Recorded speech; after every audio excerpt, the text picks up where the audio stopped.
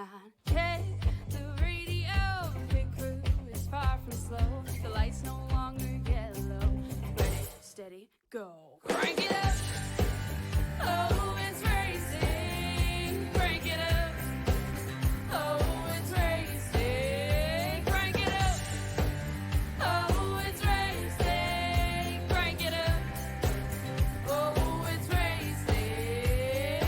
In love with the ride. Burning rubber smells real nice. Fuel it up once or twice. Come on, fast is the way to drive. Crowds all on their feet.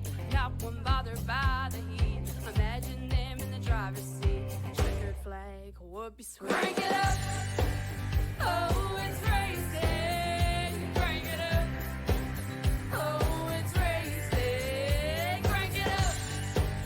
Oh, it's racing. Crank it up.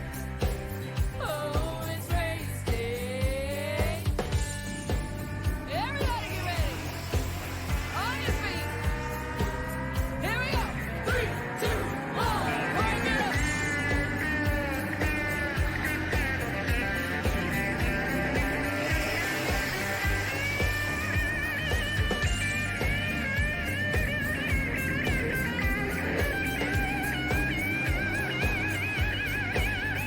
Crank it up. Oh, it's racing. Crank it up. Oh, it's racing. Crank it up. Oh, it's racing. Crank it up. Oh, it's racing. Crank it up. Oh, it's racing. Crank it up. Oh, it's racing. Crank it up. Oh, it's racing. Crank it up. Oh, it's racing. Crank it up.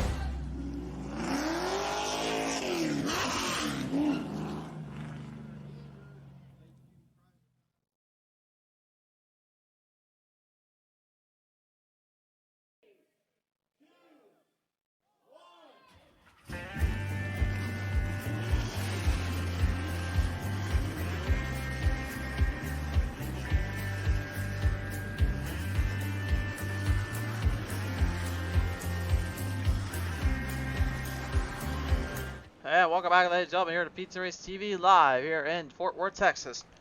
It is time to head it down to Texas Motor Speedway and the track that has set sail for many great hard moments here on PTM Racing TV, and including our first race ever on this very same course that we ever broadcasted for a league that was not normally seen here on our show. It was one of the first races we ever called, and it's on this very same track and performance here. And now 2 years later, exactly almost on the day, we are here back on the track and back in the show case of this place. What a time to be alive, and what a time to really see here, friends. This is definitely something we've been waiting a while to see, and we're very interested to see the performance these drivers are about to lay down on the track as qualifying is about to set sail and set out on the track. We'll take a look at our track tech talk here in a minute, though, because it is time to have a little listening and a little chat with the drivers. See how they fare today and how they're feeling out on the course here. I think we're going to start off here real quick with Cody Griffin here in the cam here. Let's take a listen in with here, the 03. Cody Griffin, you got a copy down there, sir? Yes, sir. All right, Cody. Once again, my friend, coming off from back-to-back wins here in the last couple of weeks here from the 1.5 miles to 2 miles here. This is definitely a bit of a track or two that could maintain your position to control the field. How hard is it going to be, though, to do that here today? It's just going to be kind of interesting because this track repaves it's kind of a one groove racetrack right now, and the restarts are going to be pretty chaotic because you know, from what I'm seeing, you're really loose on cold tires for about 2 laps, and then it goes from really loose to really tight. So it's definitely going to be an interesting curve here. Bit of an interesting curve, and I got to ask you, I mean, with it being a one-line track and a little bit harder to kind of dictate the pace with, who do you think really kind of has the better advantage here when it comes to the longer short runs here? Do you think it really doesn't matter on this track? As far as per se a driver in the division or in the league, I think everybody's pretty close as far as, you know, short run to longer run longevity. But as far as line on the racetrack. I think you're going to see if you can get that top line rolling and you can get them guys on the bottom pinched down, in the end, the top's going to prevail as far as saving tires. I mean, we know that. But the low line is the quicker line. You just got to get them guys pinched down. We all rolled out together for 2 pit parties about 10 minutes ago. And I figured out kind of, if you're rolling the top, you can suck down on somebody's right side of their the right side door. If you suck down on it, I don't know who it was I pulled around, but I pulled somebody around in practice just by doing that. They were on the bottom. So aero definitely going to come into a factor here. And I mean, I hate to spun them out, but at the end of the day, I done exactly what I wanted. I mean, that's why you practice. You practice to learn. You see what you can do. So it's definitely going to be an aero picky race. It should be a pretty good show. For sure there. Well, this place is phone for known limits. We'll see if maybe that can find a few limits here with your track and the truck. We'll see what happens, though. Cody, good luck out here. Appreciate it, man. Cody Griffin, ladies and gentlemen, the 03, taking a little time to talk with us here on the show. As we continue on to that track right now, getting settled up here and on the playing field.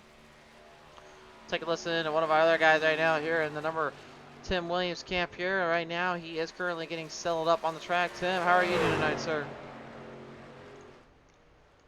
I'm doing good. How are you? Well, doing pretty good here. So the 45 camp has had its fair share of being in the spotlight and in the top lights here, but now, yeah, start to kind of dip in and really start to take control of this race. What do you think is going to be playing out for this place today? Well, I'm going to do the best I can. Hopefully I can hold it together and get some points here. Anywhere and specifically that's been giving you a little more troubles than the other turns? It's just mostly handling. It's just I'm pushing a little bit too hard to get into it and a little bit too hard coming out. I got to back off a little bit, both of them. For sure there. All right, well, Tim, really do appreciate you coming on board here, sir. Best of luck down there. Thank you very much. We'll see you later. Absolutely. Tim Williams, ladies and gentlemen, having a little chat with him. Let's listen in now with one of the top 3 guys here. You might have known the face there in that Fort Worth screen printing machine number 66. It is John Garrett on the line here. And John, is you have a little bit of fun battling with the guy that's been taking control of these races as of late. It seems like you guys are getting a pretty good bit of amount of practice, getting things kind of dialed in on this track with the Aero package, isn't it? Yeah, going pretty good. I'm decently fast. Yeah, I haven't raced on this track in real life, but I've been fairly successful here on iRacing at it. So hope to have a good night here. Have a good night indeed. And of course, you're still after and aiming for that first win of the season here. I mean, how big would it be to get the win here at the No Limits Texas Motor Speedway track? Oh, yeah, that'd be great to get the win here at my home track. I actually won here in real life, probably 10, 12 years ago on the road course. That was a pretty cool deal. For sure there. Well, nevertheless, got experience here racing this track, so we'll see if you can bring it home tonight. Best of luck for you and your crew in your hometown. Yep, 10-4, appreciate it. John Garrett, ladies and gentlemen, home track advantage, home track field for this man. We'll see if he can bring it down to the show. Qualifying is about to set up. And qualifying now is getting ready to come onto the track here. So race fans, we're going to go ahead and get everything settled up on our end here. But let's take a look at our track tech talk before we get in qualifying. Presented in part by Fort Worth Screen Printing. This is how this track is going to play out. Again, if it looks very similar to one track, you know what it is. It is exactly just like Charlotte Motor Speedway, its design configuration. Although the biggest thing about Texas is that the banking's a lot wider, a lot more steeper. But unfortunately, because of that repave as well, it has kind of turned the track into a bit of a hard little place to run off and pass from on certain areas. So whether or not that comes into a factor here, we shall see. But I almost guarantee you that there's going to be a lot of openings for these drivers to use on the field and on the track. We'll have to see how they handle themselves and the rest of the field. Two big things to note too: tight pit entry and pit exits here on this track, as well as that extremely tough groove that is to get the line, that is to get the speeds going off the cold set tires. So qualifying definitely going to be interesting here to see how that plays out. You heard what of course what Cody Griffin here in the 03 had said earlier. It's very tricky on the first set of laps because again you got cold, which is loose, and then you burn them in a little bit, then it's all of a sudden it's tight. And once it gets tight, then it becomes more of a problem than you realize. time right now set on the clock here. The 13-time Morosco has set the fastest time in the 13 so far with a 30.88. Derek Paulson now throwing down with a 30.11. The 24 Tim Lee, we had our camera on him a minute ago, lays down a 30.41. That will be a good solid time for his efforts. DJ Mitzel moving in the 3rd spot. Robert Kahn making his return to TV here at Texas, and he's running down the Pit Stall Summer Series for his first time ever. And he goes into a top 5 bracket already. Tim Williams getting his lap down now, and the number 45. Let's see what kind of lap he can lay down as he tightens the corners up and tightens the runoff. And his time is a 30.27, so not a bad time there for the 45. One of our Canadian drivers here making some good moves here. Dustin Franklin, the number 47, now coming off, trying to lay down his second fast lap here, see if he can get some speed or two under the hood. And good enough for the top 5, at least for now. So, going to be interesting to see if that comes to be a factor here later on. We'll take it down now and talk with the number 47 driver here as he comes off from his pit exit here and from the qualifying section. Dustin, congratulations on the top 5 so far in qualifying. But, how did the truck feel coming off some of these corners? Because it looked like it was kind of loose at the start, as some have said, and then it just kind of tightened itself up within a matter of just a half a lap or two. Oh yeah, definitely. The first, it's gonna be interesting going in the first corner for us here for sure. After you get normally that second lap, it's pretty snug and you can hold it down there unless you're doing something you shouldn't be doing. Are the restarts going to be kind of a factor here when it comes to drivers kind of keeping their cool or keeping themselves out of trouble, you think? Yeah, hopefully there's not a lot of the restarts here. Hopefully we can run one for a while. If so, it's like I said, if we're on fresh tires, watch turn 1 and 2. It should be interesting throughout the night. For sure. And I don't plan on staying up here in the top 5 for long. There's still some fast drivers to run. Well, never know anymore around these sharks, and you never know with Texas. So, Dustin, go at 'em and good luck down there, buddy. Hey, man, I appreciate it. Y'all have a good night. Hopefully it's fun to watch. I think it will be, my friend. Ladies and gentlemen, Dustin Franklin here coming on board, taking a little chat with us here. We have got Tim Lee now ready to talk with us as well here. The number 24 driver laying down a pretty good time on his own end. He talks with me now here on the show here. Tim, congratulations on a top 10 start so far as the qualifyings are still being presented. But, I mean, right out of the gate, it looked like, this truck was kind of getting some speed, but it looked like it was kind of faltering late into the session. What was going on down there for you? On the qualifying run, just tightens up a little bit on turn 1, 2, and you push it too hard, you just slide up the track. So I was just kind of shooting for this kind of mid-pack. Really would start at the back. It's all going to be strategy tonight, I think, anyway. So fuel mileage and tires, and kind of typical pit stall race with the variables that we put in for each race. Variables you put in each race, and of course with the night lights here, it is getting a little bit cooler. It kind of keeps the track a little bit tighter as well instead of looser. But with the humidity and everything that comes with Texas, I mean, how much more moisture do you think that kind of adds on the track even with the night settings? I'm not real sure. I mean, right now the track temp is 67. I would like it to loosen up a little bit, but that's probably not going to happen. So we'll deal with what we got, and it's going to be a fun race. And like you said on your post, everything in Texas is bigger. Sorry, me being a Texas guy, born and raised for 19 years. I appreciate coming back to the state, although virtually.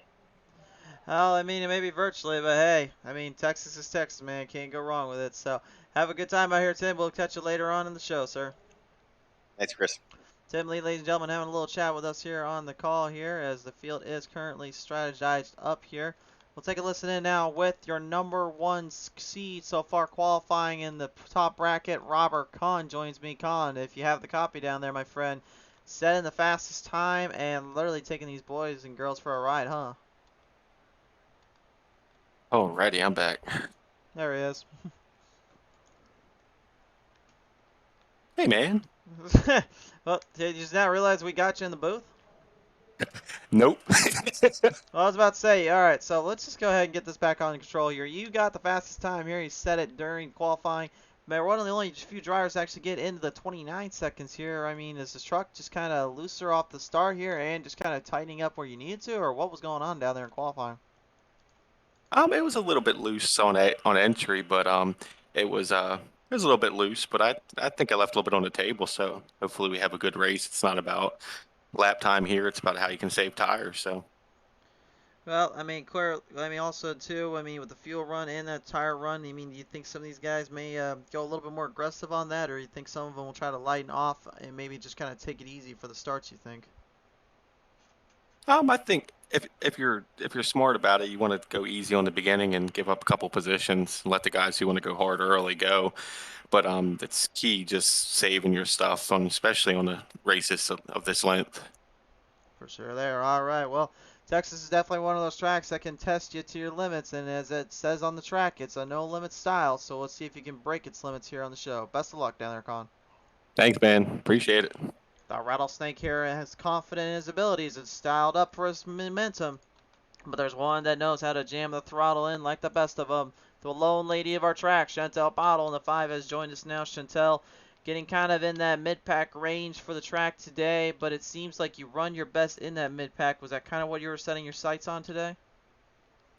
No, no. This track is definitely not my favorite, so we're just going to keep it clean and hope for a good finish. With the long haul and the long runs here, I mean, how bad do you think the tire wear kind of does you guys in, you think, for this one?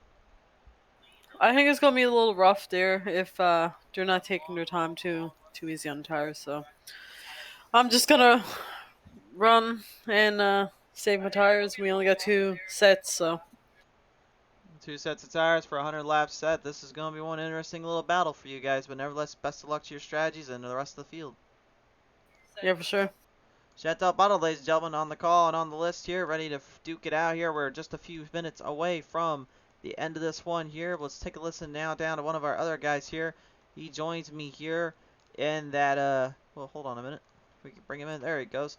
He joins me now, ladies and gentlemen, your third fastest driver of the bunch. In the number 54, Christopher Tate joins me here. And Tate, I keep seeming to run into a bunch of Texans on this track. You got a lot of Texans in the house, and you are one of them, my friend. And this has got to be a big home field advantage for you in this fam.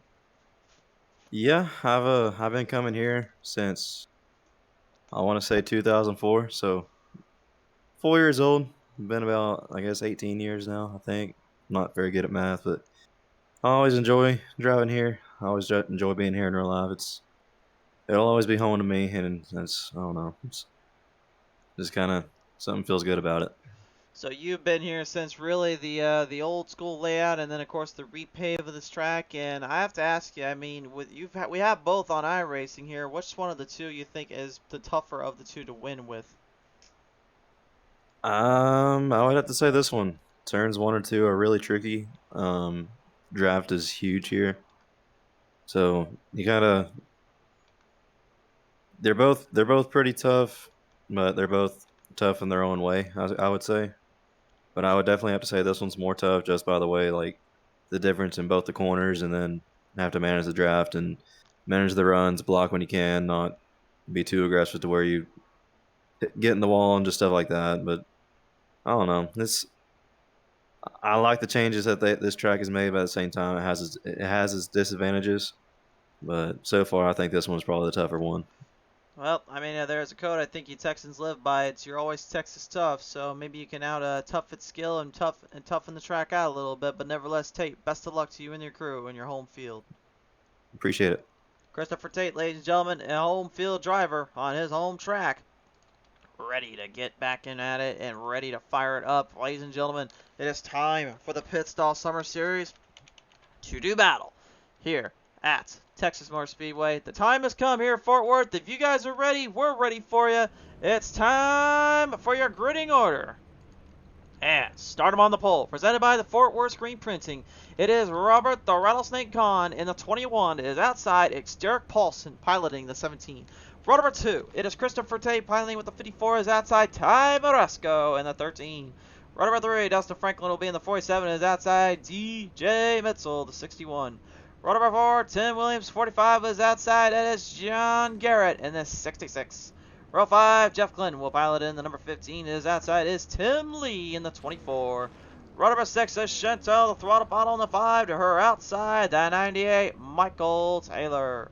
And row number 7, piloting in the 03, the command that has gone back-to-back, would like to triplicate, Cody Griffin, the 03, is outside. It's the 00, Gordon Larson Jr.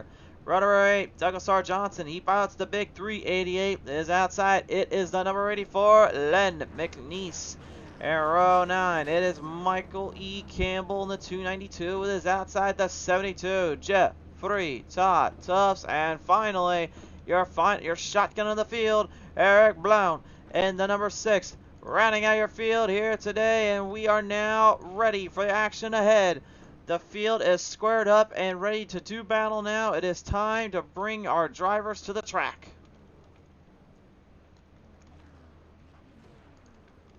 Awaiting the command of the starter. They have the engines fired up. They have the motors ready. They are just merely awaiting the beginning of it all.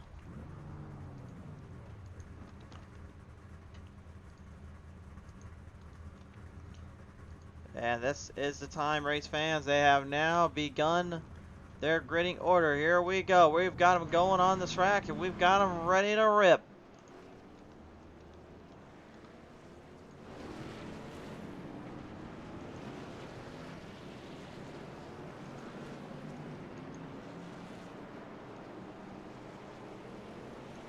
We'll get them lined up in a position, get them ready to get at it here on the show once again here and get this crazy train on the road.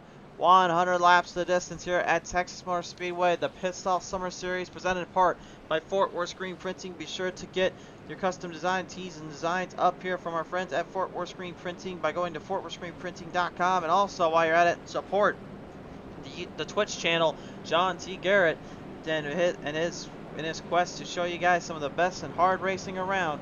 Thank you again to him as well as Fort Worth Screen Printing for their support.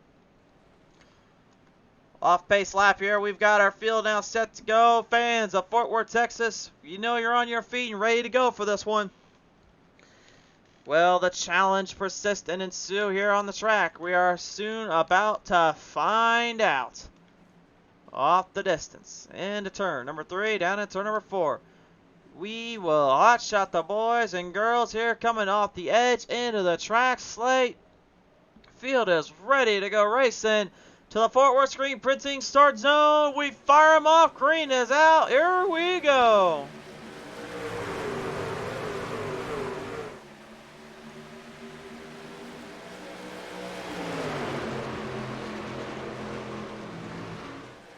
Just like that, the Rattlesnake with a great jump out of the start takes full control. Looking low, here comes the 54, Christopher Tate now down on the bottom using the draft off the back straightaway, entering in. God knows not to make enemies yet. He wants to watch himself and just kind of let the truck come into its own. Yeah, for everyone that was saying these restarts were going to be kind of hectic out of the gate, you know, that was a pretty clean little restart, I personally think. So maybe it might be able to kind of stay that way. It's hard to really tell though. Tires are going to take abuse and they're going to take some punishment. Those that are able to get the fastest line and hook them up will be the ones that are able to watch themselves and hold on to the momentum throughout. On board here with Jeff Clinton in the number 15 right now. The Silverado trying to stick with the speed, trying to stick with the trucks right in front of him. Rest of your field right now trying to make some moves up to the front. The newcomer, Robert Kahn, the Rattlesnake here for the Pistol Summer Series, is having some company right on his door panel. Here comes the number 47, Dustin Franklin here. Franklin trying to work with his crewmate in John Garrett to make it a little bit of speed, trying to make up some ground on the guys that are leading up earlier. Christopher Tate.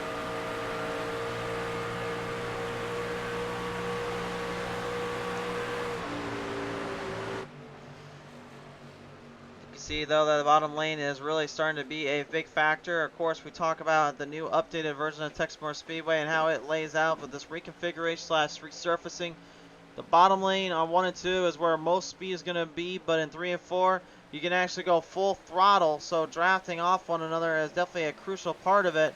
But getting the run off the exits into the corners is a whole different story, and yeah, you're seeing some of it as Paulson uses a little bit of a helping hand there from the 66. Paulson, the number 17, Western Auto Group / MF Racing Designs F-150 has moved to change into the race lead. We have a new leader. Meanwhile, packing them back in the back Right now, John Garrett has literally gone 6 spots up, while Cody Griffin's going 5 spots up. Hard Charger awards to both guys.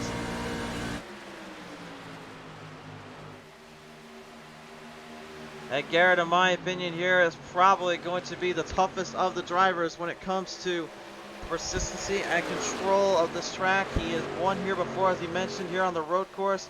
Now, again, if you want to talk about finishes here on the show that we never could have experienced or really could have told you about, this track was definitely one of them for a road course. This is the place on that road course we actually got our closest finish ever by a 1/10,000th of a second finish straight to the line.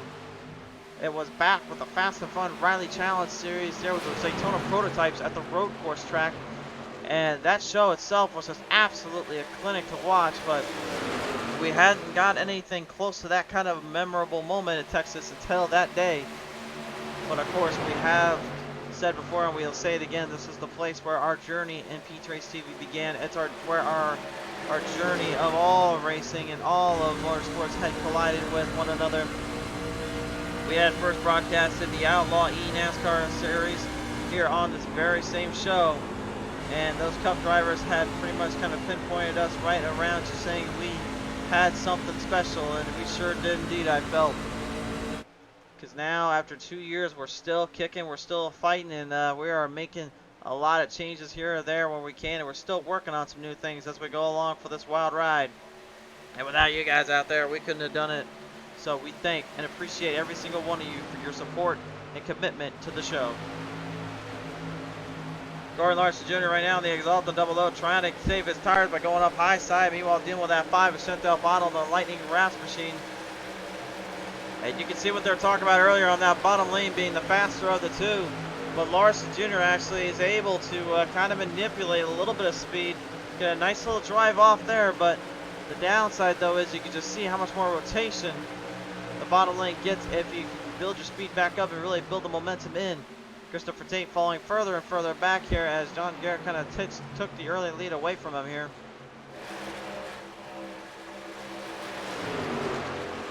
Kind of stacked up right in the middle here out of the track zone right now. Everyone trying to get ahead or trying to get away, depending on which one you want to look at the more. DJ Mitchell looking to get around Tate, but Tate is not giving this 61 any room to get around him. And Mitchell not too happy about that, gives him the bumper for his troubles and says like, hey man, I'm back here, could you let me by please? After that, Tate says definitive, no, we will not allow him. Won't allow him in, won't let him out. He's yelling him the no limits rule here in Texas. You don't give a darn and you don't give him any inches, that's for sure.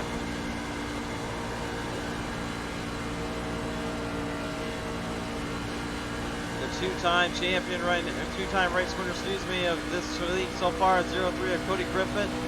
Looking to go and take home a triplicate here on the track and on the surface. It's been a while since we've seen anyone go back to back to back here on PTM Racing TV, but Cody is certainly a driver that can get the job done, and he can certainly do it here if he can set the timing up and position himself into this performance today.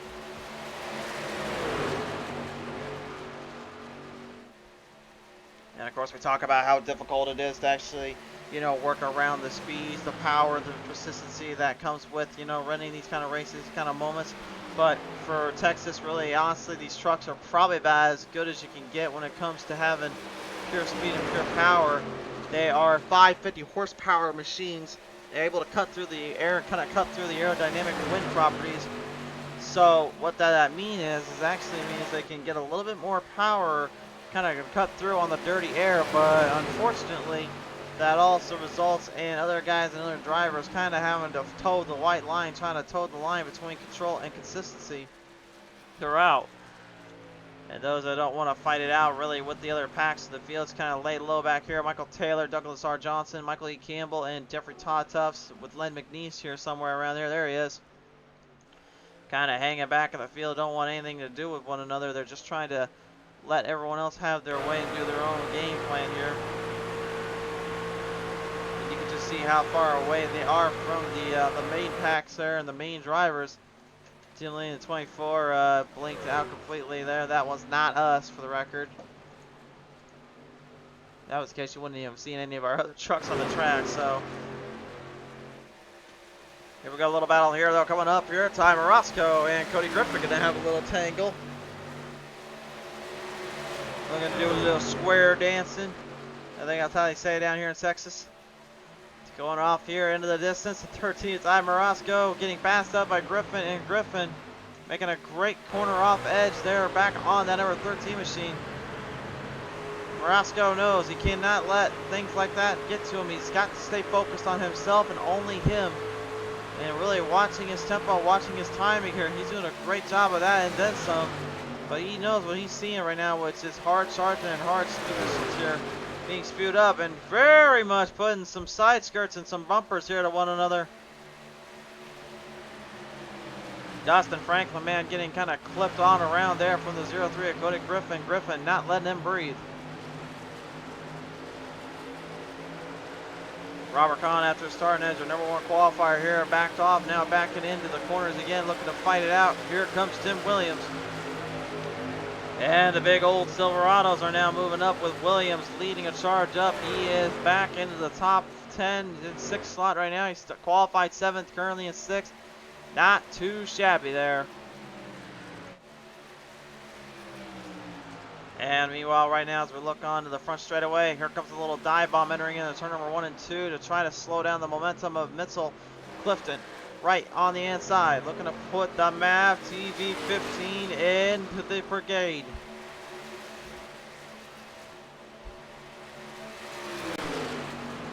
He's trying to dive it down on that bottom lane as quick as he can here. Try to get the truck to rotate the rear end out so ever so slightly to engage and of course and engage more of the throttle. The more throttle you can put into the truck than it grips, the more speed you will gather and gain just by that run alone. And again, you don't have to really lift in 3 and 4 whatsoever after about 2 or 3 laps. As we pinpointed out here many times before on PTM Racing TV, it's the only part of the track that actually makes a bit of a difference maker. It can be making a runoff. And speaking of runoffs here, where the heck did Robert Kahn find this runoff? My word. The 21 strikes again, and the Rattlesnake, as he lives up to the nickname, comes forth and takes one from the Texas boys. You know, you would think this was their first time dueling one another, but the thing is, John Garrett and Robert Kahn, they've been to heck and back with each other before. They know how they work, and they both know what they must do to survive and conquer here. Garrett, who used to have a little bit of a fight off there with Kahn on the track, and really making a move off with him. Looking to go back at it with him once more as he tries to get speed back up on the track. Derek Paulson kind of laying away though right behind. As you can see the focus in his eyes and the determination he brings to the table. We're on board with him.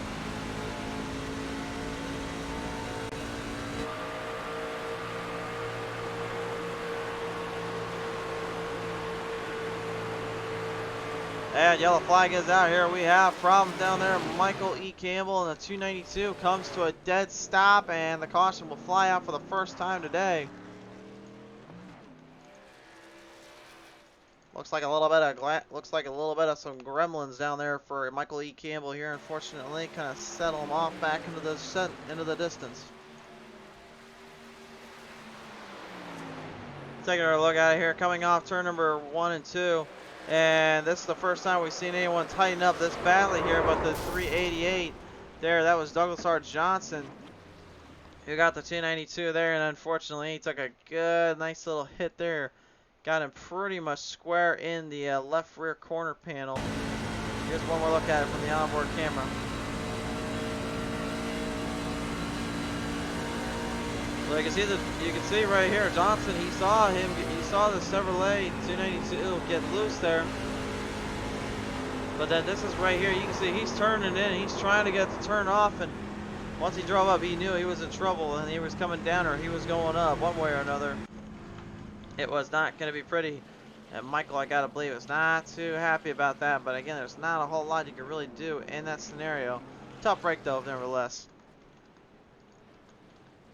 One of the unique things though, I will give Texas Motor Speedway, even though you probably already know at home how I feel about this place, is that I will give it credit. The lights, the glitz, the glamour of this track and everything, it's very, very robust and very, very catchy. Very beautiful to see too. On the whole, it's a beautiful looking track. I'm not going to discredit that. It's a very awesome looking track and awesome facility. It's just the product that it brings. It honestly just has never been my favorite, and I mean no disrespect to anyone that is a racing fan of this track or anyone that is, you know, a fan of Texas, but you got to understand, like, I've been watching racing for over a good course of my life now, about 5 years in total, considering my time, my friends, and my family, as well as with broadcasting, and it's so hard for me to really say that this place has given us great or good racing constantly. It seems like that ever since that update and that resurface, this place has changed. It hasn't changed badly like what happened to Bristol Motor Speedway. It hasn't changed to the point where it was like Bristol Motor Speedway bad and then it got better. It just never, to me, it just never got as good. And again, it may just because I've never been here, I've never watched it in person, or I've never actually, you know, just actually see what it can bring to the table. But I have watched some old races of this place, and there was a time it looked like it had some moderately decent racing. It's just now it is not quite the same. But nevertheless, though, the field will continue on, and of course this does make for a good iRacing scenario and circuit. We've seen some great battles here before. Of course, our road course finish was certainly a race that day. That was certainly something, nothing any of us were expecting. Definitely was a special day in its own right. This race today, so far, been pretty good. Lead changes all up the wazoo here. Everyone just completely flipping it around, taking full control of this race. Robert Kahn, though, had fall back early, let it kind of settle in, and then he took the race lead back. But he's got company still to deal with. That 0-3 at Cody Griffin. Griffin now literally coming back from pit road as well and end up pit stopping for about 8.38 seconds. So everybody really at this point took only right side tires except for, I believe, Todd Tufts and Douglas R. Johnson. They were the only ones that had taken all 4 sets for sure. Christopher Tate may have taken all 4, but he did fall a lap down for his troubles. Tim Lee currently was in a bit of a struggle there. Had kind of put himself into a bad glitch graphic gremlin scenario and lost all his speed, lost all his timing. So now he's going to have to fight it all the way back up.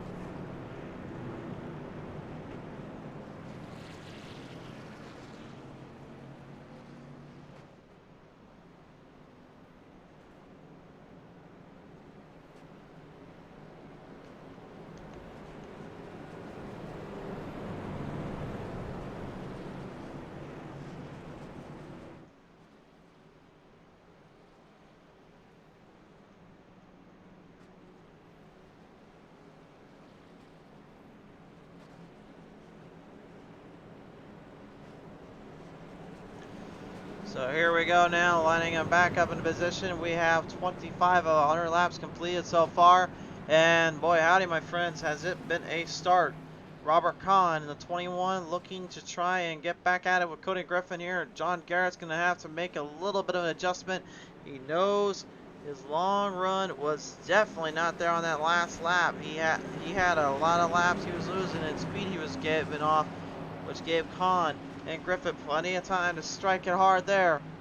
Can he make his own? Can he learn from his mistakes and learn from that? We'll find out. Green flag's back on out.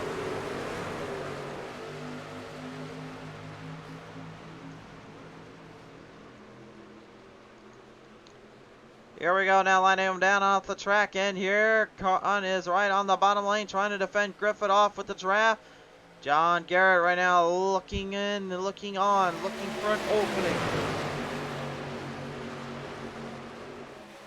He knows there's plenty of room over there, and he knows there's plenty of time to get it going. Field packed up, trying to stack out of it. They seem to have come clean with that as well. Oh, take that back. 3 wide salute entering there in turn number 1 and 2 for a brief moment. Ty Marasco clipping the entire rear end of the 66 of John Garrett. Garrett now completely damaged up a little bit as they pile him on the back stretch. And this is exactly what they were worried about. They were worried about these starts and how crazy they can get. Well, that is just showing you the hecticness that these starts bring to the table. The field starting to spread out now and starting to calm down just a little bit. You know, those fresh sets on those right sides can make a difference or two. I'll tell you one thing, they make a huge difference when it comes to having to try to find travel and trying to find speed. The 5 Centel Punter right now putting Mitzel into a little bit of a rough little go here. He doesn't know where he's getting out of him. He doesn't know where he's going to get to. That 5 of Chantel right now is not letting things be easy enough here. Here she comes on the left side. Inside row now entering turn 1. Marotsko with damage on that front end. I gotta believe it's completely slowing down his momentum. And the lone lady of the pit stall summer series with a new designed up little suit and helmet right now, putting the lightning rasp beast up in the front. You could say she's striking a few chords down there, I guess, with some of these guys, but that's beyond the point. Back on board here with that 17 of Derek Paulson here as he tries to go at it with the pit stall designed up truck 03's Cody Griffin.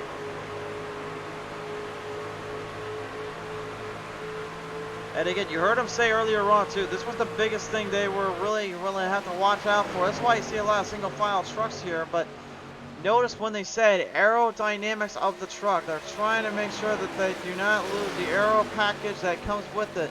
Again, I said earlier, these trucks can kind of cut through the track and kind of cut through the airflow, rather ease if they're fresh and they're stable.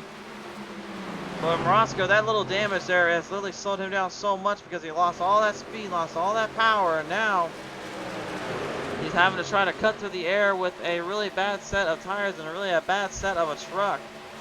And that's not helping him any right now. That 550 horsepower package is not going to give him much room to really work with, and nor is it going to give him much time to get out of it. Michael Lee Cable, the number 292, now moving up onto the inside zones, looking to take full control.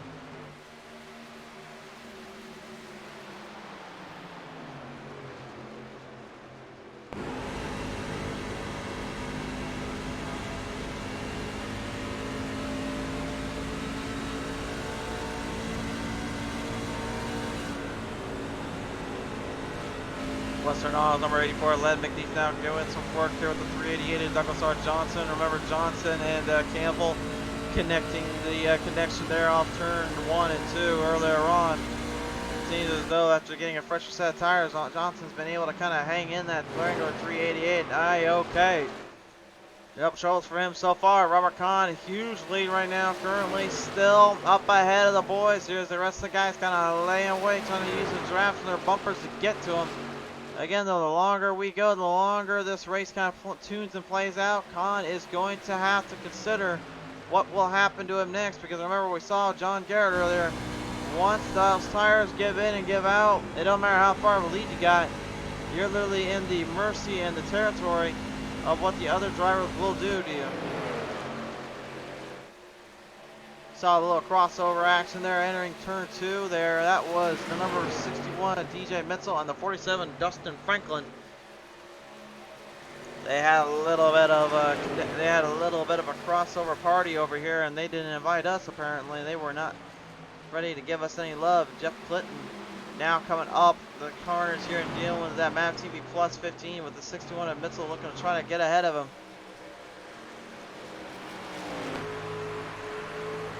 Onboard camera here with that Map TV Plus snap-on tool, number 15. As you see, the Kellogg's corn flaked up, 61 DJ Mitzel, kind of rocking the Terry Labonte scheme there today. Trying to make a move and make a drive off, entering turn number 4. Exiting off 4 though, and it's still nowhere near to be found for the speed and control that we saw these guys have earlier.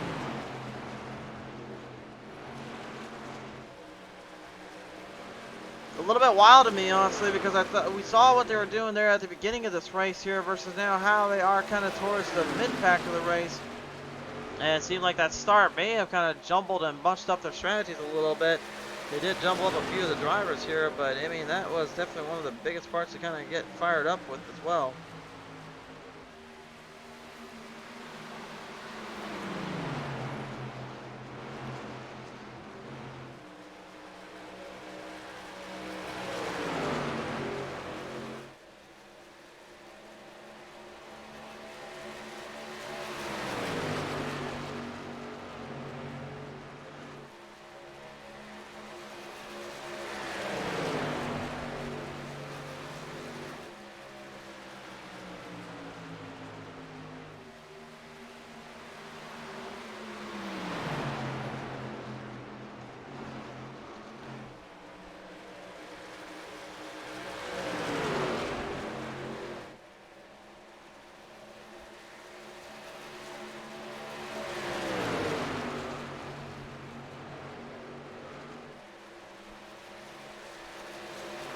Lap 38 of 100 now as the field starts to kind of just separate out, kind of tone up the field. You can see the distance starting to travel, and I think that's about our cue to give us a little time for the drivers to run around here and have a little speed or two.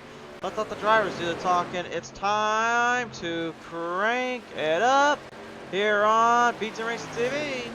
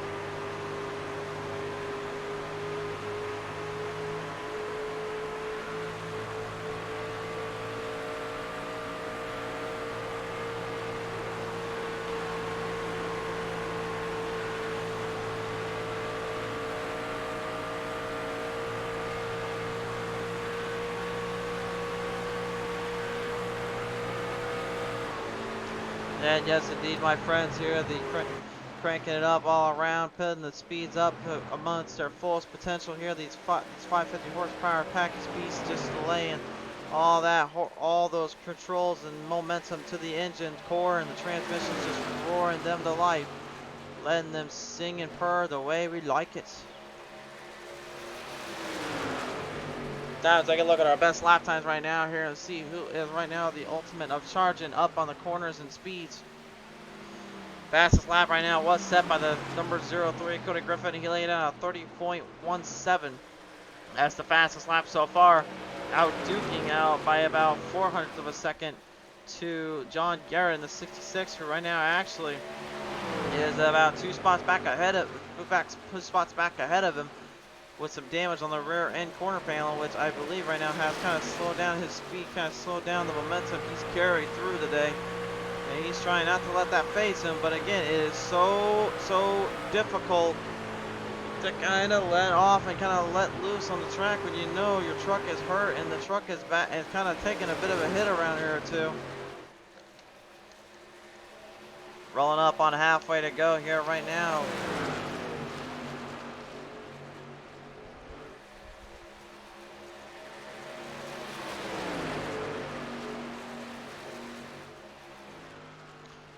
Robert Kahn currently just dictating everybody's pace and dictating the momentum, and this is exactly the way he likes to do it. He's one of those cats, man, that I always hate using this word, but He's one of those drivers that will literally just push you to your core, push you to their max, and make you think once or twice about whether or not you want to make any huge moves out of the gate because of what he'll do later on.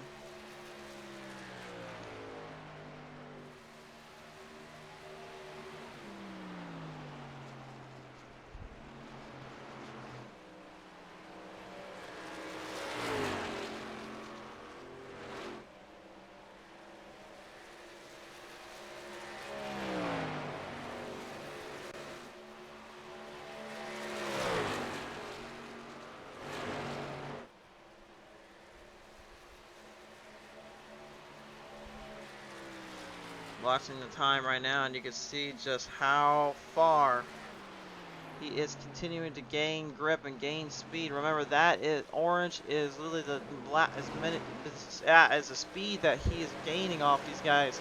The green is what represents for the driver that is trying to catch him with.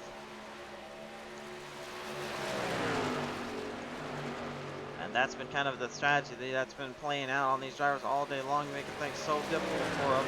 Taking a look at our wild little fuel strategy as well. Now let's take a look at the pit stop length, and you can see the pit stop length has been kind of a tumultuous one. They had about 27, 29 laps, 22, 23 laps before they had gone into pit road due to the caution flying out. But now we are rolling further up on the 30 markers. And when we get to lap 30, I believe that's when these drivers are going to have to start kind of questioning whether or not to go into pit road. Remember, they only get 2 sets of tires, so they have literally 1 reserves laying there in pit road, and that's all they get. They get the ones that they carried in with today, and then they have 1 for later on. So if you're one of those guys right now, or gals I should say too, I mean, how do you kind of go about that? How do you kind of debate that strategy? Well, in my opinion, what you do is you just kind of let the track talk to you. You let the space kind of dictate itself. Don't try to overrun anyone. Don't try to overdrive anything.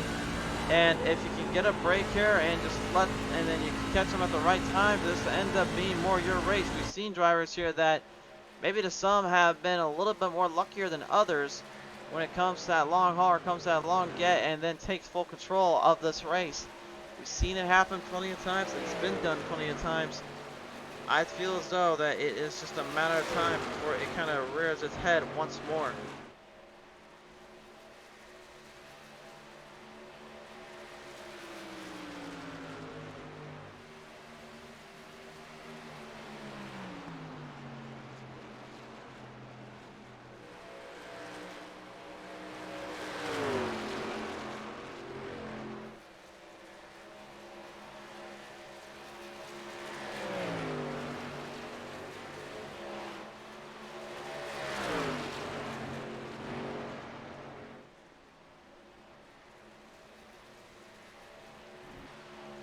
And with Robert Kahn, Derek Paulson heading into pit road, Cody Griffin has now taken the lead over Tim Williams going into the 2nd slot. And remember, Tim Williams in the 45 qualified in the 7th spot. He is currently 5 spots up right now.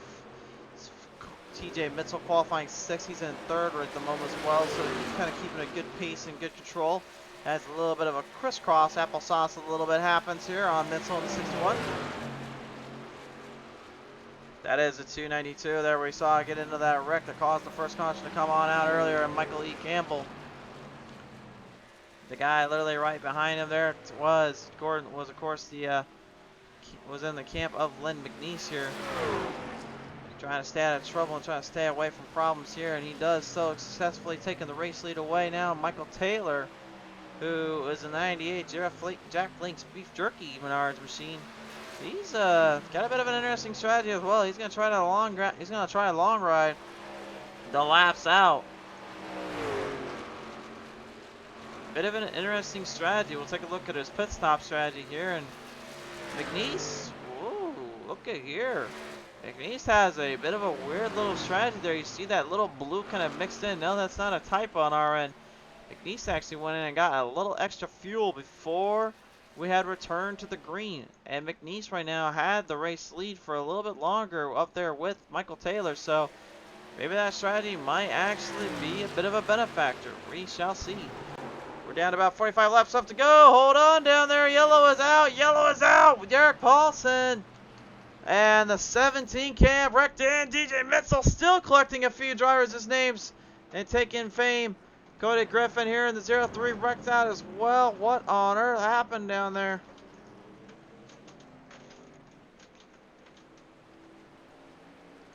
And I did say earlier on that pit exit was a very tight little spot. A little funny story about that here in a minute as well, but we'll take a look at the PTM replay. Hard to really say what the heck happened here. We seemed like everything was going good. We heard that little crunch in the back, and then it was crunch time after that. But it looks like Griffin looked like he actually just kind of got a little too tight and for his own good. And McNeese had nowhere to go and no idea what he was up to. Mitchell looked like he was just trying to avoid trouble. But I tell you one thing, that was not what Griffin had in mind. I can tell you that much.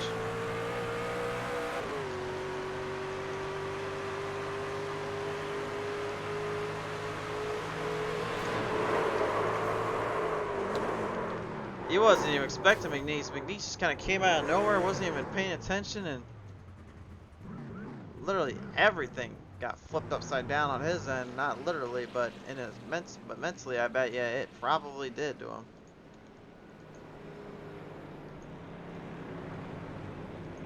Well, that's gonna switch up the dynamic once again here, race fans, and get things kind of put back into a whole another perspective. A bit of a wild little get around here, a little bit of a position or two to kind of have to seize the moment with.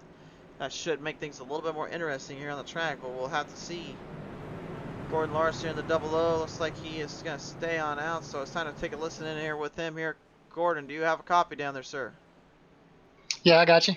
All right, well, Gordon Larson right now, man, hey, literally you kind of found yourself in the outhouse, and now you are moving up closer into that White House territory. How is this double O Exalta handling on these long runs with the tires, as well as the bit speeds these guys are carrying? It's handling pretty good. It's real good in 3 and 4. 1 and 2, I'm still think I've kind of found a little better line, but 3 and 4, truck's perfect. Is it because of 1 and 2 the truck just not trying to rotate out enough, or is it because maybe it's just a little bit slick? What you got going? Yeah, it's just kind of searching. It wants to push coming off the corner. So I think just, slower is faster. Slower is faster. It certainly can be, and certainly will be at times. But nevertheless, though, here, Gordon, thanks for your time, and we'll see if you can get this thing continued around. Appreciate it. Gordon Larson, ladies and gentlemen, here, and the big double O. We'll take a listen in here with DJ Mitchell now as he joins me here on the show here.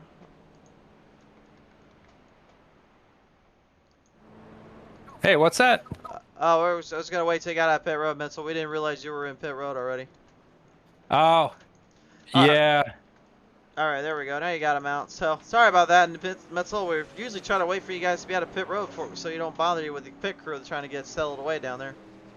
Yeah, I got hit during that caution, so I checked the repairs. I had to go back and use my fast repair, so I had to come back.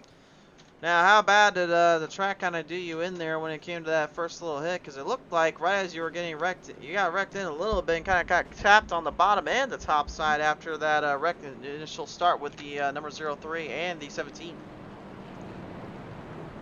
Yeah, the truck was pretty well toasted. I thought maybe I could fix it, but I wasn't even hitting RPMs, so I had to come back down. It's unfortunate. I felt like I had slowed down, and it looks like just people behind us didn't see it. Well, it looks like they may have not been able to see it, but at least the truck is still A-okay to continue on. So, what do you think? Is things going to be running all right for the rest of the race? I think I have probably a top 7 truck, so I'll be all right. I don't have anything for those top guys. Little loose to start, loose when somebody gets right on your rear, so I'll do my best, try to conserve tires and see where we land. For sure there. Well, Mitchell, there's definitely a lot at stake and a lot going on, so we'll let you get kind of squared back away and see how it all plays out. 10-4, thanks. Ladies and gentlemen, DJ Mitchell piloting number 61 was on the on-call list here as we break it back to the track. And yes, indeed, race fans, field is now currently getting settled back down here. The caution lights are off on the pace car. Under our second caution of the day here, the first one involving in turn number 1 and 2 earlier on. That between the 388 of Douglas R. Johnson and Michael E. Campbell in the 292. But since then, pretty solid racing and solid runs here for these guys. We're going to go and gals, so we'll go into a single file draft now. In for the restart zone. This should be an interesting little spot to be picked up from. We'll see who comes away with position and who can come away out of the field and out of the packs. Off the distance here in turn number 4 as the lights flicker around the place. It looks like we're going to stay under the caution. Lights are thrown back out on the pace car here. They're not ready to go yet. And now the lights turn off here. It looks like we're set up again. I think they wanted to make sure they got every driver ready to go here before they got things kind of clicked away. And it looks like they're trying to figure out that they want to go into a double file. I think they're having a hard time kind of figuring out that it's not double file yet. They can do that on the restart zone, but I think they're trying to find their position. Looks like Ty Morosco's having a little bit of trouble with that 292 Michael E. Campbell. I think he's trying to figure out if he's right ahead of him or right behind him here. Kind of hard to tell. Looks like there Campbell actually got the position ahead of him, so looks like Morosco will have to stay behind him. With about 41 laps remaining here, this will be very, very interesting off the start. And they are going to double file them up, so yeah, it's going to be a double file restart here. A little bit late on the draw here, so we'll have to see if that comes to be a bit of a factor, but I don't know. I think for Jeffrey Todd Tufts, Chantal Paddle, that probably was not what they were hoping for, but the good news for them is they got a few drivers that have been laying out here a little bit longer and kind of staying back behind the pace, so maybe they can make their moves and make them well here. Khan, though, will be the driver to watch out for on these restarts because we saw what he did earlier. He's looking to continue that on and continue his ways. Off the distance into the green flag zone. Light grinds are on and the green is out.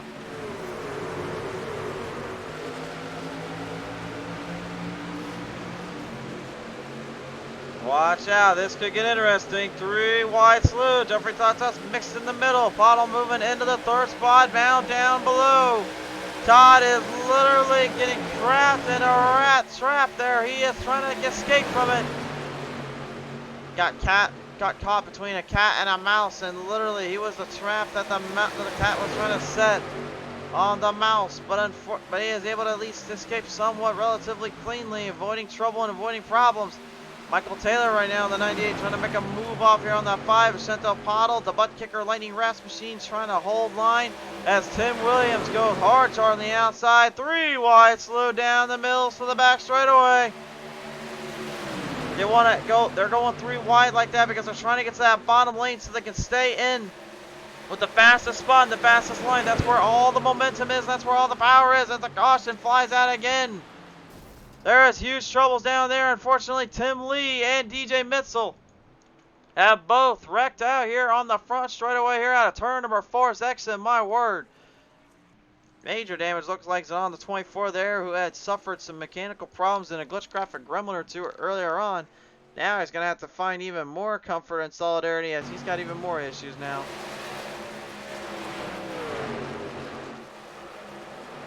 Right there, my word, the 292 getting a couple of guys there, and Tim Lee tried to evade and avoid, but did not find a way out of that.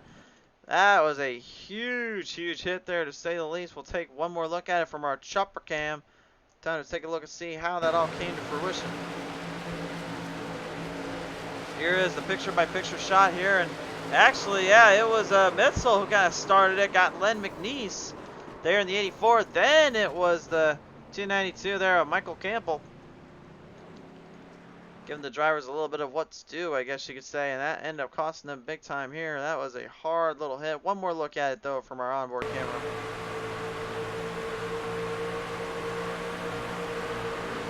like I said, man, just 3 wide saloon here and like right in the middle. Got on the apron and then just barely clipped 6-1. The 6-1 already had clipped the 84 though at McNeese, and that started the chain reaction, unfortunately.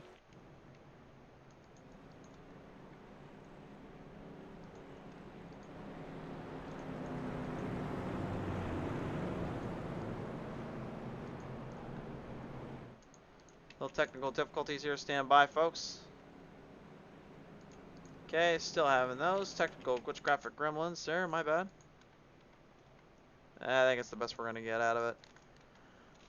For those who are wondering at home, on my end, it looks like there's a little bit of slowdown. We don't want that. We want the trucks to at least be running at normal pace and speed, so the video cameras obviously have a little bit of something to do with it. So we just try to do our best to kind of work around it if we can. Didn't quite do the best here. Well, I was gonna go talk with Len McNeese there, but right now I think he's probably wanting to be left alone. Especially after getting that little tag there and that little spin around. I don't think he's too happy about that.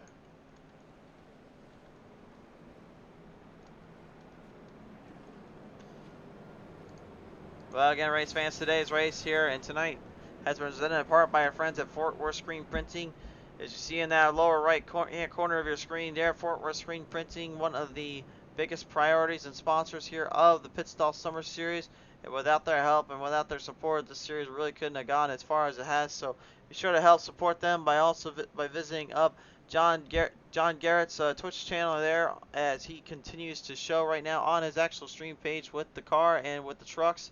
He has always look to give what's back to the iRacing community and the iRacing world, and he is looking to help you out. So be sure to check him out here on the Twitch channel, and a big support from him, as well as the FortWorthScreenPrinting.com to get yourself your latest designed up tees and designs up for these awesome merchandises you can call your own. Thank you again to Fort Worth Screen Printing for your support and the sponsoring today's race and the showcase for the Pit Stall Summer Series. Well, the thing is right now, the longer we keep burning laps, the longer this could get to be a tumultuous wreck up on the half here.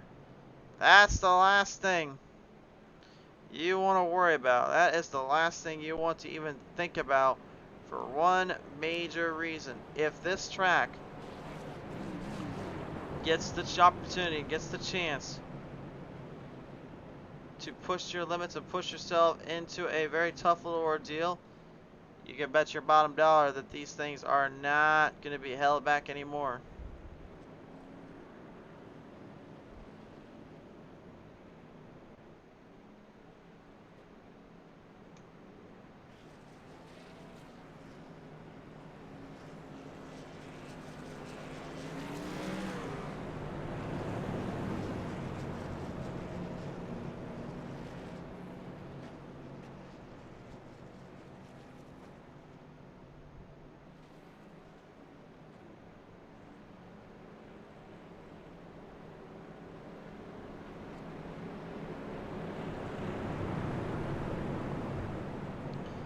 On back down the back straightaway, this is where you've seen most of the action all day long, with the drivers catching the draft and catching the speeds off into the run there, trying to make a last-ditch call and last-ditch move off into the turn 3 and 4. Again, mainly just to literally hammer home the speed and hammer home the power underneath them. That's the only way they're going to be able to kick up enough speed and kick up enough momentum to actually make that pass and make that ride. That drive off, so crucial, so critical. Will we get another bit of it here?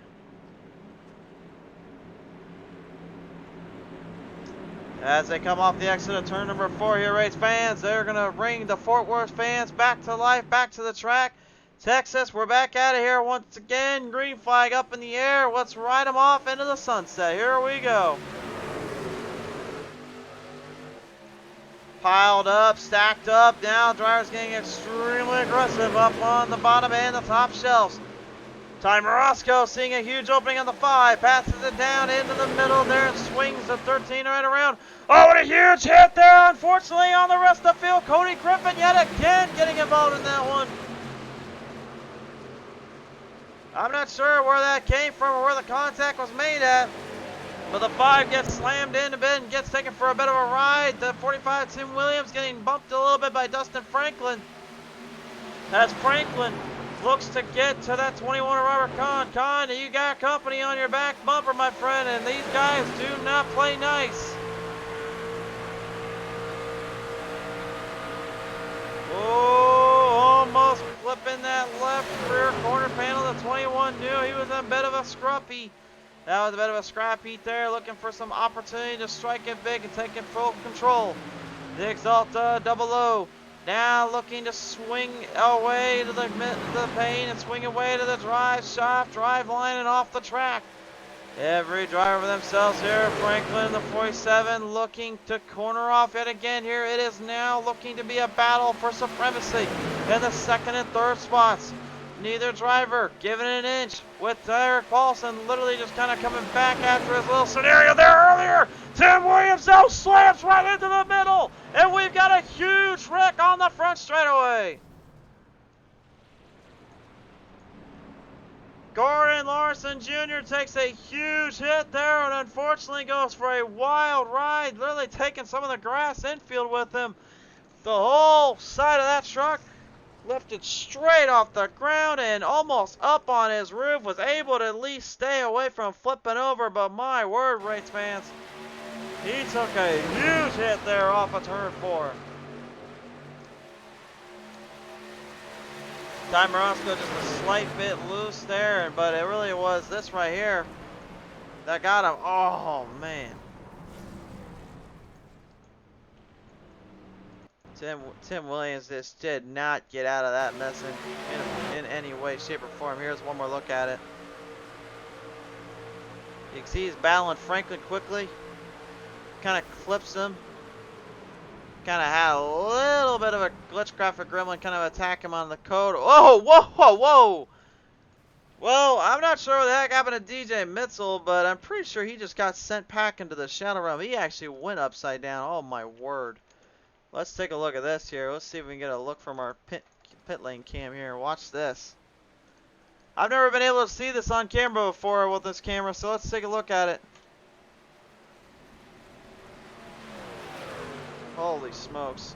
Oh my word. Oh my goodness. I think at that point I think our flagman might have been actually trying to get the red flag out after he kind of just dropped the few golden nuggets down right where he probably didn't want it to be at.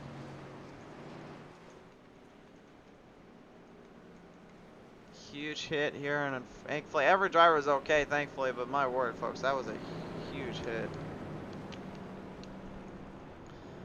Yeah, everyone can say what they want about iRacing. They can say what they want about racing in general with the virtual world and the V sports, of course, motorsports. But you know what? In my opinion, and I'm going to say this point blank, those that kind of criticize or make fun of it, they don't realize how tough and how difficult it is actually to be put in that shoe and be put in that position. It is the absolute toughest and the absolute craziest thing to work around. Far none. And some of these hits and some of these things that you see them taking out on the track, yeah, they actually do not feel good and they actually hurt a lot. I can say that very much so because I've been using my equipment, using my new rig for so long here that I've had my wrists literally shake and actually hurt just from being involved in one of these wrecks, or actually just completely get swept around, not knowing like what was going to happen next.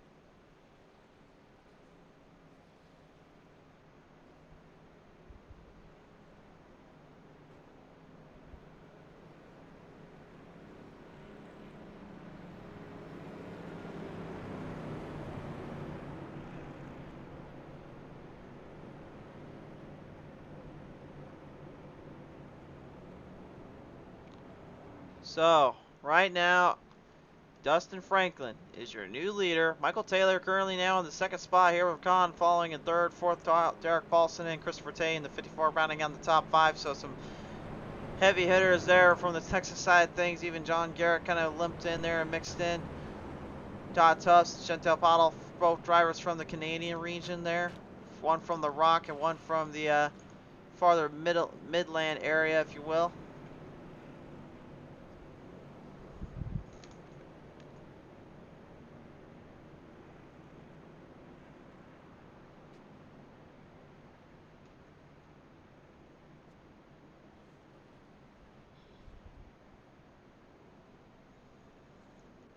Base lights car is turned off now. The field is now settled back to go. Time Roscoe, Lynn McNeese, Cody Griffin, DJ Mitchell, excuse me. They have all put themselves in pit road. What they are trying to do now is, quite simply put, get these trucks fueled up as much as possible. Tires may not be a bit of an issue right now, but that fuel is going to be a very big issue later in this race and later in this fight for supremacy and control of the track.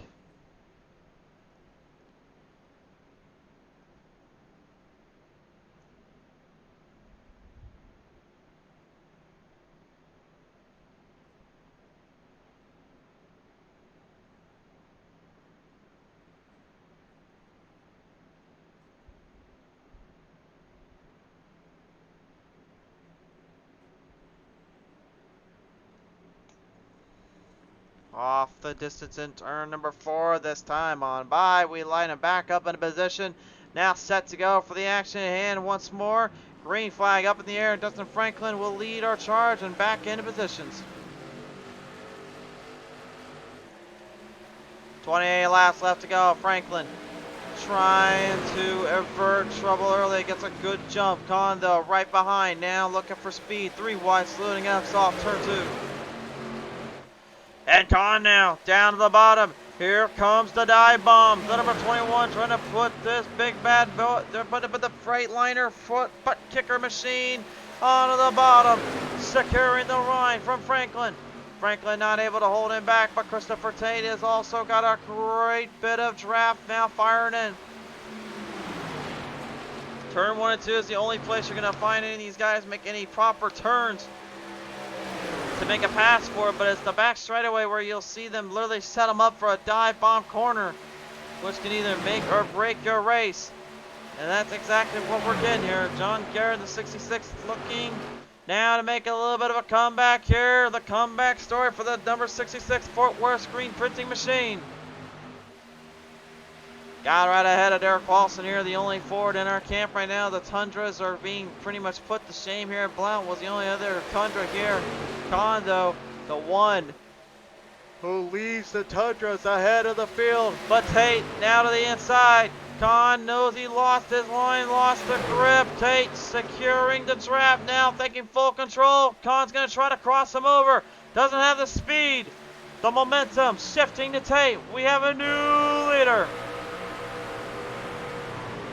Oh, Con with a hard drive off on the outside. He's going to go full send it, trying to make a move on Tate. Tate trying to close that gap off again, and he's going to throw the late block down the bottom. They can't get there in time. Con down to the inside once again. And Garrett follows in suit. Now riding him off into the distance of the sunset. Turns 4 we go. The No Limits Texas Motor Speedway starting to show itself a little bit. Starting to come alive into the night skies. Garrett looking to make a bit of a charge back at Kondo. He's so dangerous when he gets the short run in. He can make or break your day with that kind of speed, that kind of power. He's been known to do it. He'll do it often. He'll do it a lot. He's looking to try to continue that. Moving into the distance here once again. Christopher Tate puts up a little to the outside. Now a little bit of a problematic zone there for the 54.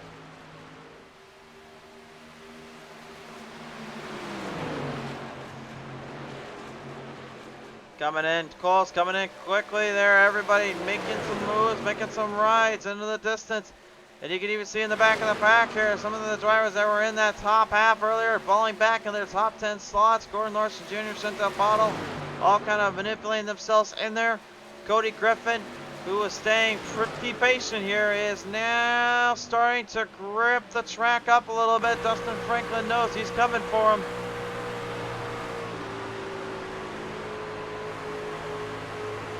This is the same strategy that Griffin used earlier on when it came to his battles there with the rest of the field and the west of the packs.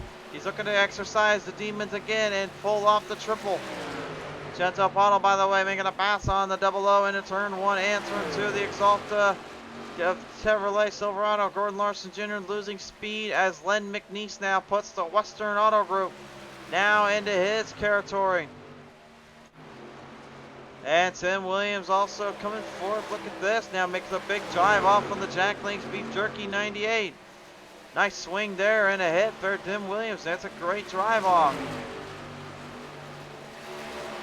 There, the man was really put in the back of the pack for earlier on due to his little unfortunate circumstances. It's pretty impressive that he's able to now kind of dip this thing around and put some speed under the hood.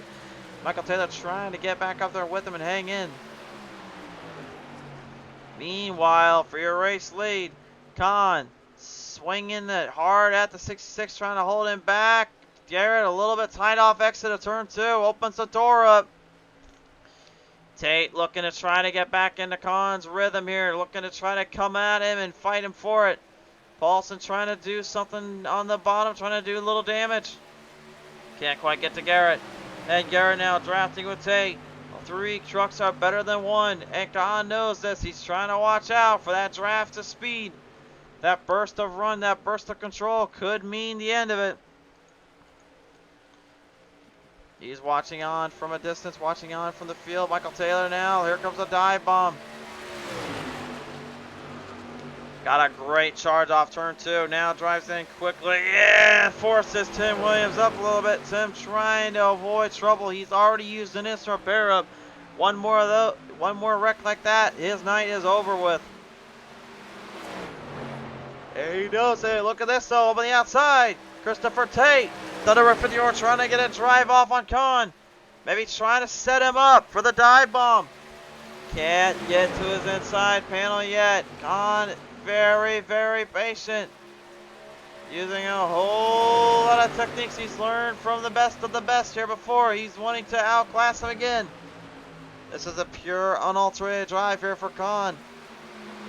But you gotta wonder yourself, if he does stick around, you know, how many times is he going to be able to put this thing in victory lane? Texas Motor Speedway is one of those tracks that I feel like you can kind of get away with a little bit of luck and a lot of horsepower. Not saying Khan doesn't have any skill. He's definitely got the skill. Otherwise, he wouldn't even be in this position. But my point is, he still has a lot of other tracks that could favor the veterans here of the Pit Stop Summer Series.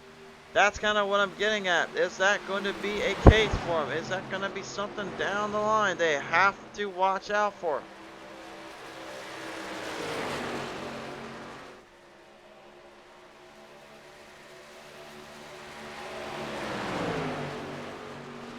The guys are starting to have a little bit of a problem right now keeping up and over the controls.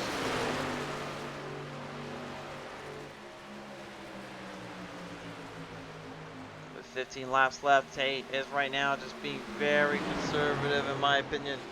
Trying to be strict and smooth with this field. Doesn't want to give away his little secret that he's got thrown out for Khan. And I think Khan knows that he's kind of backing off himself into a corner. If Khan's able to get Tate to burn the tires up just a little bit on that right front though, and that right rear especially, I think honestly he may have a chance here to actually stay ahead of him no matter what they do. Garrett now with a hard drive though off on the top side, then back down low, looks for a big pass there on Tate, can't quite get it. It seems like these guys are really trying, and I mean trying, to outsmart and outwit the other and make them really think twice about this, but at the same time they're literally getting themselves put into a very dangerous spot here. Burning that right front tire up here with this kind of a setup, this kind of a truck. That is almost a killer in its own right, because the thing is, burning the right front up is what kind of totals it takes everything out of control. There's not a whole lot you can do once you lose that right front because all the weight that shifts into the turn and shifts around the track is in that exact same spot. That's what these guys are worried about right now. That's what they're trying to avoid and trying to stay away from, because if it gets too tight, it gets too hard to grip and control, then you literally find yourself in the ever elusive presence of, well, how the heck do I make a pass? How do I get any kind of run? Morosco now gonna slow the field up a little bit as Tate and Garrett kind of lean back ahead of one another, and same for Derek Paulson. I guarantee it right now, Colin is not sweating bullets, but rather his hands have got to be firmly planted on that steering wheel and firmly gripping that thing to a whole nother dimension. Got to be very, very worried and very, very concerned about what comes down the line, what comes down the road, if anything at all. Cody Griffin now moving right up there ahead of Ty Morosco here in the 13. Griffin now back in his 7th slot here. Started back in the 13th area, moving up 6 spots. Alright, he is not the hard charger, but pretty close to it. Len McNeese is the hard charger, with the second being Jumper Todd Tubbs. McNeese with 8 spots up so far in the 84, and that's after all the wrecks, after all the corners that he kind of suffered through earlier. But he's kind of getting drawn out by a 5 of Chantel Bottle, as now the field is starting to kind of get vaporized, to kind of evaporate in. But it appears Bottle actually might be losing a little bit of ground on him here. It looks like McNeese actually was getting a bit smarter, a bit clever on how she was playing this one in, and this might be a bit of a game changer for him. Take a look at this next lap with only 10 laps to go. Final 5, we'll put the top 5 up on the screen. Lap number 91 here is going to show yet another loss there for the throttle. And the throttle, Chantel Bottle knows that could be a bit of a hassle here. Derek Paulson moves into the 2nd spot here right now with his rival Con up ahead of him. John Garrett hanging on that 3rd slot here, and a battle for 5th and 4th respectively here. Christopher Tate moving back ahead of Michael Taylor and Tim Williams show here. Trying to stay clear of trouble. Did Tate use up too much of that truck, I wonder, because he is slowing down tremendously here. It appears that he does not have the power or the momentum to carry forth, to carry on. And I think he knows it too, and unfortunately this truck is going to just have to live to fight another day.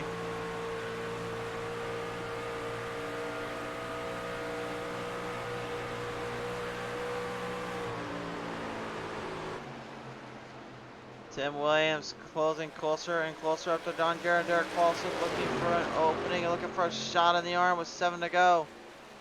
Trying to get in the mix and in between. Paulson still is not giving an edge to him.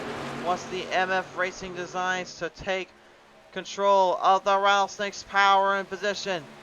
The Rattlesnake is in a very close corner ordeal. Can the 21 hang on? We've got 6 to go.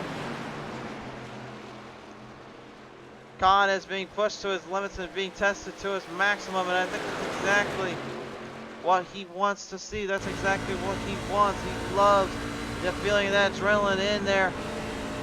And speaking of that adrenaline in there, a little bit of almost a 3 wide scenario being thrown out the spot. Michael Taylor, though, gonna have to go to pit road. Fuel mileage gonna cost him dearly here. Has to admit defeat.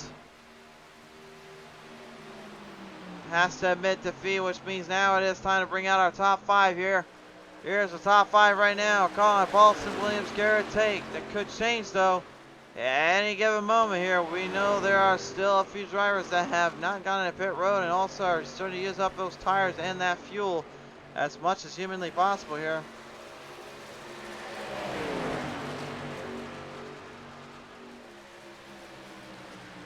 Five laps left to go here. Con trying to hang on from Paulson. Paulson is not giving him an inch. It is still a drag race dead heat between these 4 drivers.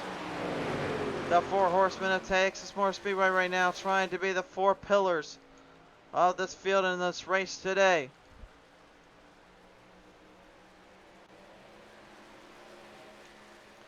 Coming right around off of turn number 3 here, and it is still anybody's guess, anybody's wish here. Con, I believe, has won in over 4 different leagues and 4 different and many other variants of that league, that format and title.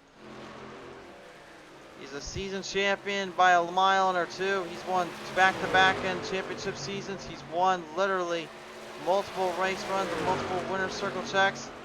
He's one of the guys that you cannot help but respect at the same time, kind of admire, and kind of want to hate a little bit too if you're like me, because I gotta race him sometimes too. But now has set up for the final 2 laps. If he makes any slight bobble or mistake, Paulson will capitalize. Paulson to me looks way too weak. I feel like the truck is just done for. It's not there no more. I will have to kind of eat my own words if we can get something going here, because the white flag is coming out now. We have 1 lap remaining.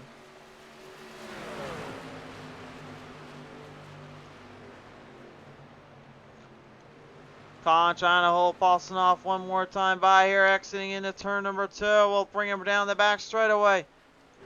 Anybody's race, anybody's gets here. Paulson's trying to have company from Williams. Williams looking to make a big jump around, looking for some speed. Not gonna get it this time.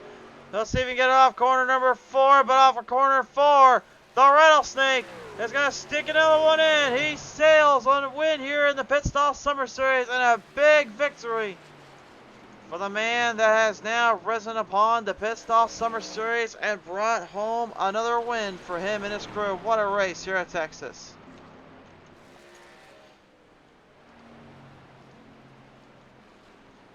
What a debut for that 21. Robert Kahn comes away full circle with a big victory.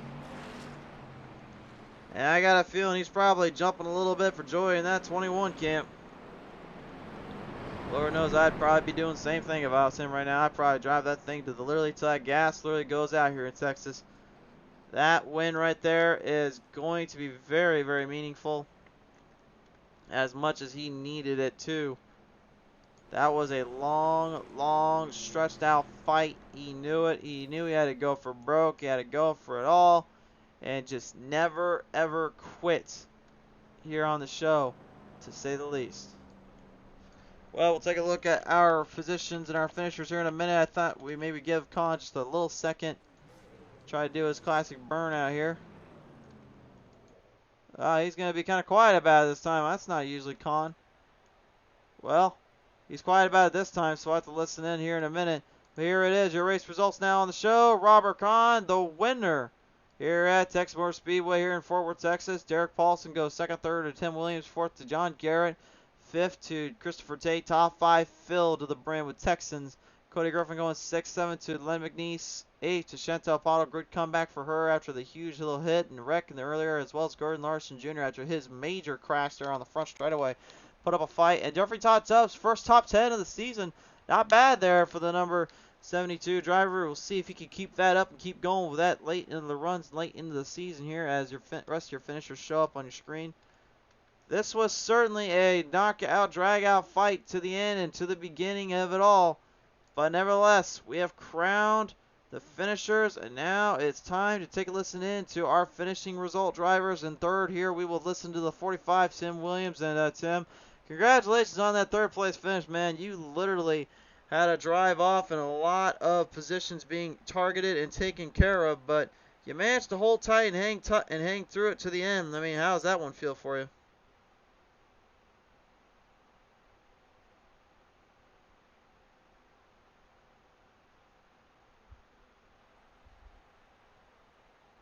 Tim, you got a copy down there, sir?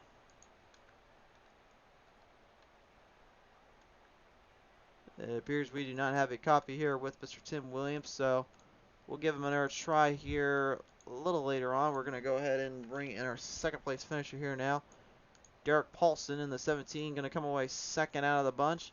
See how he's doing down there as he brings this one home into second. Here he comes now joining in that 17 camp, and the only Ford out here on the track, sitting in the top 10, top 5 finish here.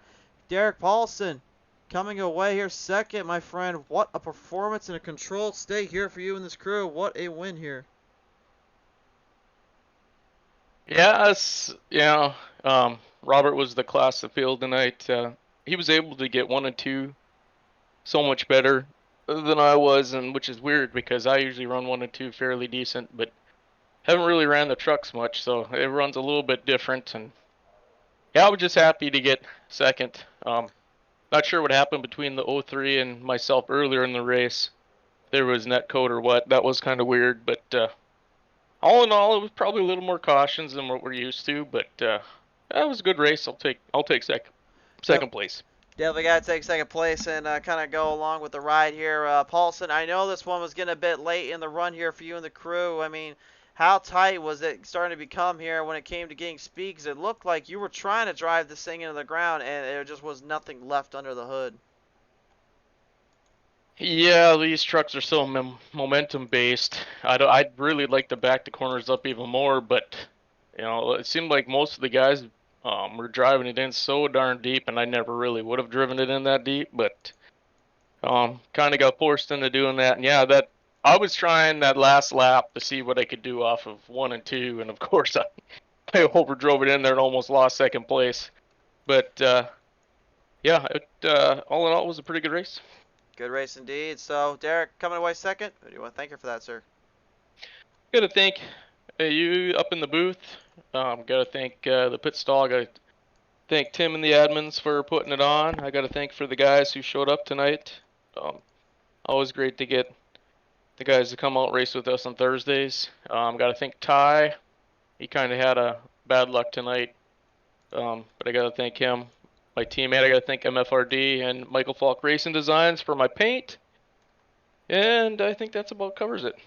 Derek, man, a lot of people to thank, but a lot of people that I think rooted you on to the end, and this one proves it here with a second place finish. Congratulations, sir, and we can't wait to see you next time out on the show.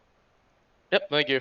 Derek Paulson, ladies and gentlemen, puts up another second place finish, but the man of the hour, the man of the power, he carries the Rattlesnake moniker again. He strikes at Texas. Robert Kahn is your winner here today, and Kahn, you talked about earlier, you set the fastest time, set the fastest clock in, and it looked like out of the gate, it looked like you were trying to save the tires, and that worked out pretty well, but then came where you now had to start driving the track more than you actually giving into it, and that really ended up coming to be the fault for everyone else as you were able to ride away with this one. Yeah, my plan at the beginning was to just to save tires going off the get-go, and then I know Texas is long-run track, and just kind of ease into it and focus on long-run speed and fuel, and it paid off. I mean, it was a terrific race by everyone in this league, and had a really good time. Had a really good time and a really good little corner off and little distance and travel, puts position speeds and all that gained, and you literally had found yourself in quite a few ruckus situations and a few places where you thought was going to be pretty worse for wear, but at the end of the day, this thing actually hangs on and held up so well. I mean, does this kind of give you confidence to come back and actually try to dominate once again here on the show? Yeah, I mean, Texas is one of my stronger tracks. Anytime I come here, I'd look forward to it.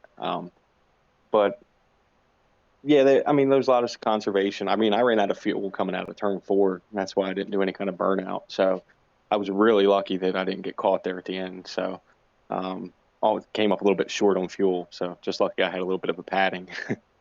Well, I was wondering what the heck was going on down there. I didn't realize you actually ran out of fuel. So, but Con, as you come away here with a empty truck and at least a truck that got pushed up here to victory lane with me in the show, who do you want to thank here for all this? Thank PTM TV. You guys put on a hell of a show every week. On the back of my car is Butt Kicker. Appreciate them. And I always have Freightliner on board because they're one of the best damn trucks out there. That's who I work for. And you, man, appreciate you. Absolutely, Con. Appreciate you coming on board here today. Congratulations on this race win, and we'll certainly see you next time out here, buddy. All right, thanks, man. You take care. Ladies and gentlemen, your race winner today, Robert Kahn, coming away with the win. We're going to try it one last time with Tim Williams, see if we can get one last interview with him. Tim, do we have the copy, sir? Still not getting any word down there, it sounds like. Oh, hold on. Where is he? You got it. We got it. You got it? All right, we got it this time. Let's get that podium chat in here, Tim. Timmy, me boy, you got third, and you hanged on quite a while. Looked like You were going to be stuck in 5th for a while, then you managed to get Tate and Garrett pushed back, save the tires a little bit longer, and kind of wait out more for these guys? Yeah, I was saving the tires to beat all. I worked my butt off, but yeah, it was a lot of fun racing. I backed up the corners like crazy this race, and it seemed to work out. So, I'm really happy with the finish. So, happy with the finish, happy with the performance, and I got to ask you, sir, as you now come away with another podium, another chance at maybe making some strangleholds on the track, really, what is the next ultimate goal and the next position you're going to find yourself thrown into for these kind of races? I'm kind of hoping to stay up in the top 5 as much as I can. It'd be nice to win a race. A couple of guys are a little bit better than I am, and I don't know if I can do it, but I'm going to push for it. I'd really like to win a race, so. Well, we certainly could say that it should come sooner rather than later due to this performance today here at Texas. So, Tim, as you come away third today, my friend, who do you want to thank for this? I'd like to thank everybody involved with the race. Rev Esports for letting me drive their colors. BK Paints, everybody involved with the pit stall, you guys in the broadcast. I'm having a lot of fun here. I'm really enjoying this, and I'm thanking everybody for letting me race with you. Absolutely, Tim. We really appreciate you coming on board. Great to see you back here once again, man, and congratulations on a 3rd place finish. Thanks a lot. Ladies and gentlemen, Tim Williams coming away here, your 3rd place finisher of the day. And that will all round out your field today for the Fort Worth Screen Printing Pit Stall Summer Series Trucks at Texas. Race fans, tomorrow night, the Super Money Race is back. And then Sunday night, we got a couple of races coming your way on the show. So with that, and further ado, I sign off saying farewell, thank you, and have a great night here from us as we leave Fort Worth, Texas. We'll see you tomorrow at Talladega.